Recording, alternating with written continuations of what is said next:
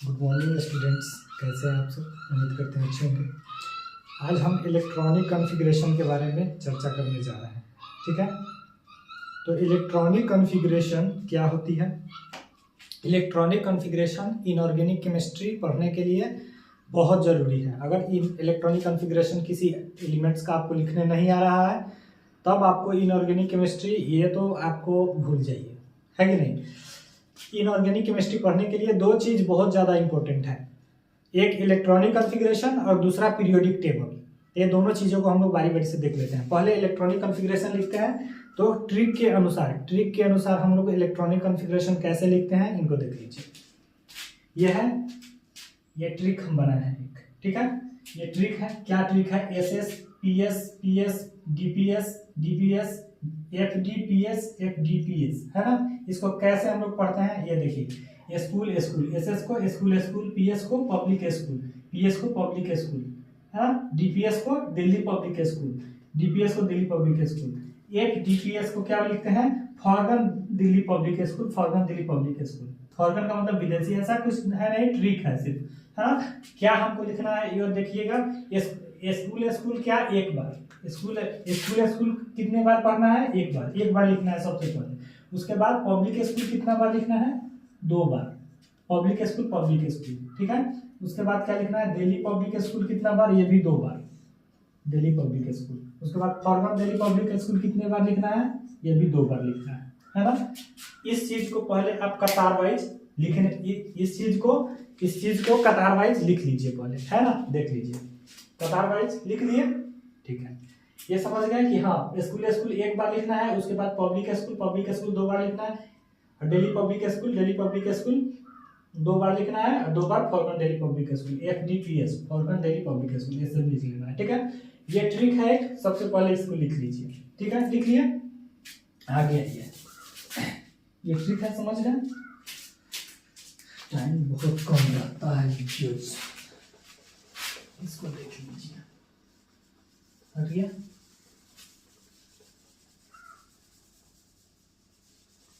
अब यहाँ आइए।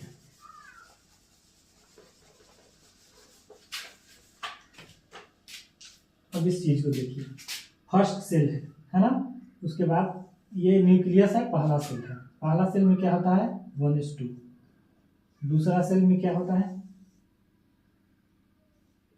2s2 2p6। तीसरे सेल में क्या होता है? तीसरे सेल में यह है 3s2 3p6 और 3d10, ये होता है, ठीक है ना। चौथे सेल में क्या है? ये देखिए 4s 4p 4s2 4p6 4d10 और 4f 14, है ना। ये मैक्सिमम इलेक्ट्रॉन हम लिख लिए हैं, है ना। तो इसमें ध्यान देने वाली बात है कि ये सब सेल जो है ना, पहले सेल से ही स्टार्ट हो गया, लेकिन पी सब सेल कब से स्टार्ट हुआ? दूसरे सेल से, 2p6, है ना, 2p6। लेकिन यहाँ पर 3d सब सेल कब स्टार्ट हुआ? तीसरे सेल से हुआ, है ना, 3d10।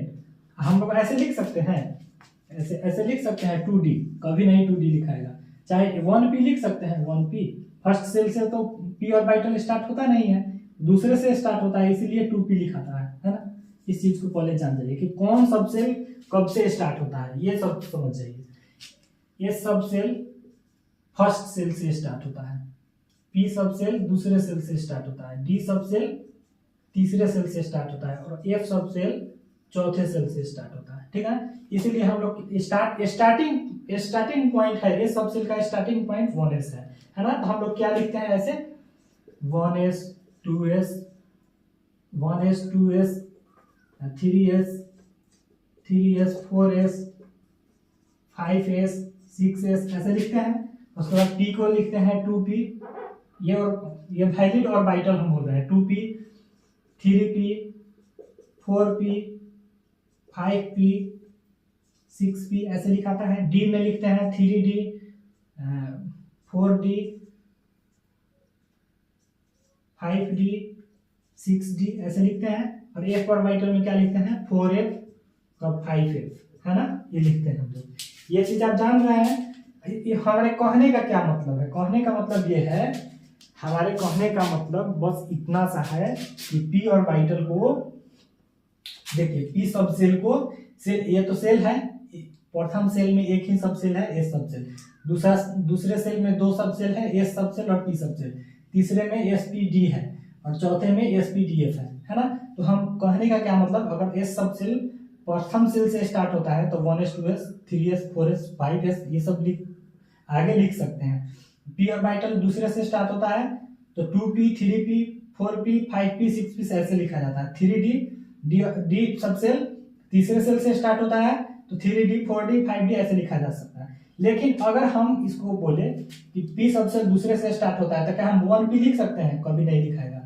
3d डी सब सेल तीसरे सेल से स्टार्ट होता है तो 3d लिखा है, स्टार्टिंग पॉइंट ही तीसरा सेल है। अगर हम इसको 2d लिखें तो गलत हो जाएगा, 2d कभी नहीं होगा, स्टार्टिंग पॉइंट है। ये सब चीज जान जाइए। f सब सेल चौथे सेल से ही स्टार्ट होता है। हम लोग 3f कभी लिख सकते हैं? कभी नहीं लिखा जाएगा। जब लिखाएगा तो 4f 5f 4f के बाद 5f 3d 4d 5d ऐसे स्टार्टिंग पॉइंट ये है। ठीक है, तो ये चीज हम लिख लिए, ये ट्रिक से हमको आ गया। तो अगर हम इस सब सेल की बात करते हैं, इस सब सेल, तो सबसे पहले एस सब सेल क्या है? 1s से स्टार्ट होता है तो 1s 2s, सिर्फ एस सब सेल देखिए, 1 2 लिखा गया, 3 लिखा गया, 4, उसके बाद 5, सिर्फ नंबर हम जानते जाएंगे सिर्फ एस सब सेल के लिए, है ना, कतार वाइज। कोई चीज अगर हम हिंदी में या इंग्लिश में लैंग्वेज पढ़ते हैं तो पहले ऊपर वाला एक लाइन पूरा पढ़ लेते हैं, फिर नीचे जाते हैं, फिर एक लाइन पढ़ लेते हैं, फिर नीचे जाते हैं, एक लाइन पढ़ लेते हैं, है ना। तो उसी तरह आपको पढ़ के कतार वाइज लिखना है। ठीक है, ये सब सेल में क्या है? 1 है, 2 है, इनमें दो एस था तो इसलिए 1 2 लिख दिया। तीसरा में पी है, एस है, तो सिर्फ हमको एस में नंबरिंग करते जाना है।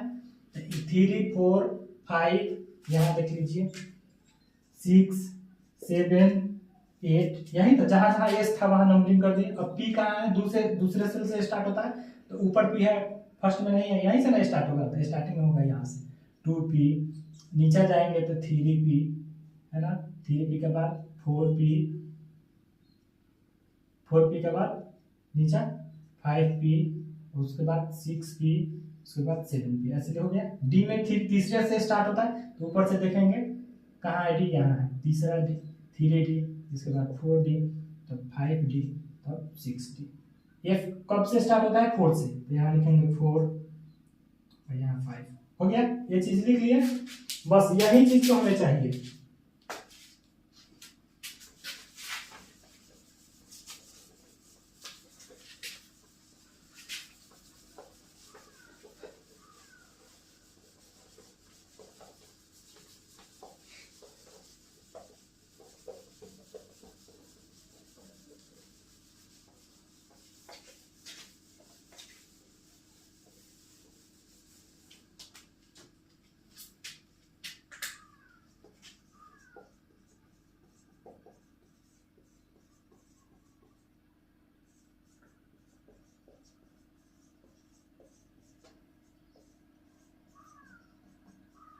ठीक है, increasing order of energy of orbital, orbital के एनर्जी के बढ़ते हुए क्रम में। कैसे हम लोग लिखेंगे बढ़ते हुए क्रम में? कौन बढ़ते जाएगा? यहाँ से देखिए, सबसे पहले ऊपर से लिखेंगे कतार वाइज, हम सारा काम कतारे वाइज करना ही है ना। तो एनर्जी किसकी ज्यादा होती है, किसकी कम होती है? तो 1s की एनर्जी कम और ज्यादा कैसे होती है देख लेते हैं। यहाँ देखिए, पहले हम क्या लिखेंगे? 1s, उससे ज्यादा एनर्जी किसके पास है? 2s के पास, उससे ज्यादा एनर्जी 2p के पास है, उसके बाद 3s। देखिए हम लोग क्यों कैसे लिखे हैं? पहले एक कोई चीज अगर हिंदी में या इंग्लिश में हम पढ़ते हैं तो एक लाइन पढ़ लेते हैं, उसके बाद फिर नीचे आते हैं, एक लाइन पढ़ लेते हैं, फिर नीचे आते हैं, ऐसे पढ़ लेते हैं। तो वैसे ही हमको कतार वाइज लिख लेना है। तो 1s 2s 1s 2s, उसके बाद नीचे 2p 3s 2p 3s, ऐसे लिख लिए, ऐसे ही करके सब लिख लेंगे, है ना। ठीक है, उसके बाद 3p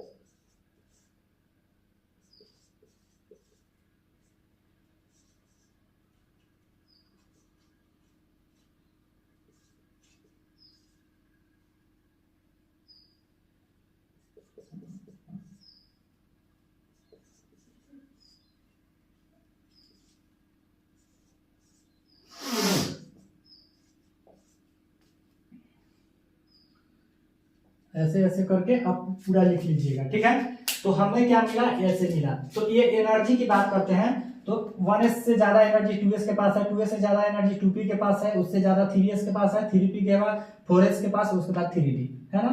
तो ऐसे करके इलेक्ट्रॉन भरते हैं, है ना। इलेक्ट्रॉन पहले कम एनर्जी वाले और वाइटल में भरते हैं, ठीक है ना। तो यहाँ देखिए कम और वाइटल वाले एनर्जी, कम एनर्जी वाले और वाइटल में इलेक्ट्रॉन पहले भरते हैं, ठीक है। उसके बाद ज्यादा एनर्जी वाले और वाइटल में भरते हैं। तो इसी तरह ऐसे आता है, देख रहे हैं ना, यहाँ 4s, पहले 4s आता है, उसके बाद तब 3d आता है ना। यहाँ पर यहाँ इसीलिए पहले 4s2 में इलेक्ट्रॉन भरता है, उसके बाद 3d में भरता है, ठीक है। ये समझ गए, ठीक है।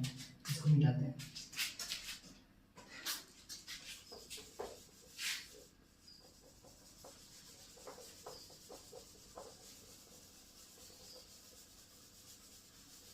ठीक है, ये देखिए, अगर हमको जेनन का इलेक्ट्रॉनिक कॉन्फ़िगरेशन लिखना एक के बाद 14, ठीक है ना, तो हम लोग कैसे लिखेंगे, बढ़ते हुए एनर्जी के क्रम में। अब देखिए यहाँ क्या होता है, एस में, अब आप जान रहे हैं एस ऑर्बिटल में अधिकतम 2 इलेक्ट्रॉन होता है, पी ऑर्बिटल में अधिकतम 6 इलेक्ट्रॉन, डी ऑर्बिटल में अधिकतम 10 इलेक्ट्रॉन और एफ ऑर्बिटल में अधिकतम 14 इलेक्ट्रॉन। ये तो आम बात है, पहले से ही पढ़ते आ रहे हैं। तो बस वो जो मैक्सिमम इलेक्ट्रॉन है उसको भर लेंगे हम लोग, सीधा सा है। क्या क्या भराएगा, यहाँ देख लीजिए, 2 2 6 2 6 2 10 6 2 10 6 2 14 10 6 2 हो गया। अब जेनर का इलेक्ट्रॉनिक कॉन्फ़िगरेशन 54 है, तो 54 इलेक्ट्रॉनिक कॉन्फ़िगरेशन हम लोग लिख लेंगे। यहाँ से पूरा एक लाइन से लिखेंगे, हम लोग लिखते जाएंगे, जहां तक 54 पुट जाए वहां तक छोड़ देंगे हम लोग, ठीक है। यहाँ देखिए 2 2 4 6 10 10 2 12 12 6 18 2 20 20 10 30 6 36 36 है 2 36 37 38 10 48 48 है 6 48 50 50 5p6 तक 54 आ रहा है ना, यहाँ तक 54 आ रहा है 54, ठीक है। तो यहाँ तक हम लाइन से लिख लेंगे इलेक्ट्रॉनिक कॉन्फ़िगरेशन इसका।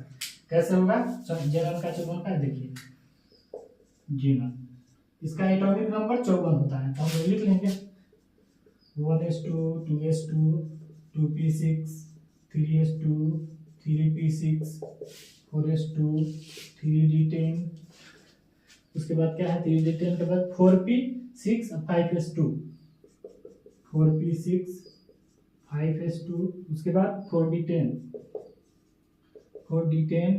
और 5p6 यही हो गया। ये जेनन का इलेक्ट्रॉनिक कॉन्फ़िगरेशन हो गया, कॉमन सी बात है। उसी तरह कोई भी एटम है उसका इलेक्ट्रॉनिक कॉन्फ़िगरेशन लिखा जाएगा, कॉमन सी बात है। अब इलेक्ट्रॉनिक कॉन्फ़िगरेशन एक और लिख लीजिए, अभी और समझ जाइए इलेक्ट्रॉनिक कॉन्फ़िगरेशन। ये चीज तो समझ रहे हैं, अब समझिए।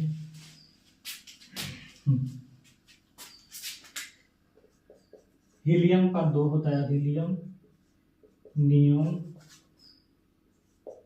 Argon, helium neon argon, krypton, xenon और रेगन, ठीक है।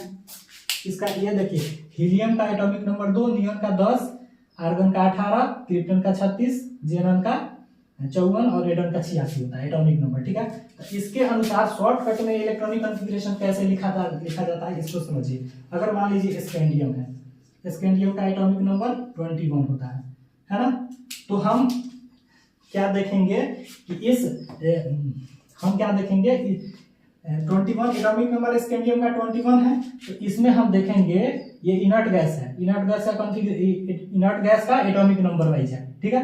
तो हम देखेंगे कि 21 है ना स्कैंडियम का एटॉमिक नंबर, तो 21 से कम कौन सा इनर्ट गैस आता है, बस इसमें चेक करना है कौन सा है। 36 है तो ज्यादा हो जाएगा 21 से जस्ट कम हमको चाहिए, तो 18 ही है जस्ट कम, और उससे ज्यादा तो 36 वाला है, तो 18 ही है आर्गन, तो हम लोग आर्गन लिख लेंगे, ठीक है, आर्गन। और क्या करेंगे, अब क्या करेंगे, 18 तक तो यहाँ आ गया, तो 18 तक गिन लेंगे। 1:2, 2 2 4 6 10, 10 2 12, 12 6 18, 3p6 आ रहा है ना, 3p6 तक 18 आ जा रहा है, ठीक है। अच्छा, लेकिन हमको कितना चाहिए, 21 चाहिए, तो 18 19 20 और उसके बाद 21, यानी कि ये 20 हो जाएगा 4:20, और 3d1 अगर हम लिखते हैं तब तो जाकर स्कैंडियम 21 कॉन्फ़िगरेशन आएगा। डी में इलेक्ट्रॉन अधिकतम 10 इलेक्ट्रॉन है, तो 1 से लेकर 10 तक जितना आ जाए, जितना एटॉमिक नंबर आता है उसी के अनुसार उसमें इलेक्ट्रॉन सेलेक्ट करते हैं। तो यहाँ पर क्या हो जाएगा, 4s2 और 3d1, ठीक है, कॉमन सा है। अगर मान लीजिए हम कॉपर की बात करें, कॉपर का 29 होता है, ये अपवाद में आता है, क्या देख लीजिए, 29 से ठीक कम 29 से ठीक कम इलेक्ट्रॉनिक इनर्ट गैस कौन सा है, तो वो आर्गन ही है। ये तो 29 से ज्यादा है 36, आर्गन ही है, आर्गन लिख लेंगे, आर्गन। अच्छा, आर्गन 18 तक आ जा रहा है, यहाँ तक, कहाँ तक, 18 तक यहाँ आ रहा है, उसके बाद ये कॉन्फ़िगरेशन लिखेंगे, यहाँ से 18 के बाद गिनेंगे कि 29 कहाँ तक आ रहा है, 18 19 20 और 10 30 है ना, तो 29 यही में आएगा, तो 3d9 हो जाएगा। ऐसे इसका अगर इलेक्ट्रॉनिक कॉन्फ़िगरेशन लिखे तो 4s2 और 3d9 होगा, है ना। लेकिन 3d10 अगर लिखते हैं तो ये फुलफिल हो जाएगा, इसलिए इसका ओरिजिनल इलेक्ट्रॉनिक कॉन्फ़िगरेशन 3d10 होता है, 3d10 और 4s1 होता है। क्यों होता है, क्योंकि फुलफिल एटॉमिक ऑर्बिटल प्राप्त करना चाहता है, इसलिए ये एक इलेक्ट्रॉन इधर खींच लेता है, ऐसे लिखा जाता है। तो शॉर्टकट में इलेक्ट्रॉनिक कॉन्फ़िगरेशन ऐसे लिखा जाता है, ठीक है। अगर हम बात करें इसका, लिखिए ये जी सिल्वर का 47 होता है ना।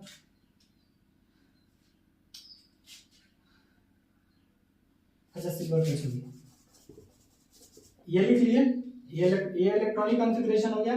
कोई भी इलेक्ट्रॉनिक कॉन्फ़िगरेशन अगर हम लिखते हैं तो वैसा ही लिखा जाएगा, है ना।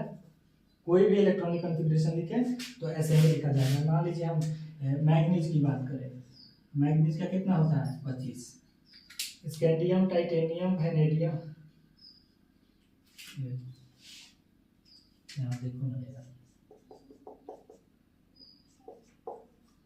हाँ 21 22 23 25 आता है, ठीक है। तो 25 का इलेक्ट्रॉनिक कॉन्फ़िगरेशन कैसे लिखेंगे, आर्गन 18 सिलेक्ट, पहले देखेंगे कि 25 से कौन इनर्ट गैस कौन आता है एटॉमिक नंबर में, तो 18 ही आता है।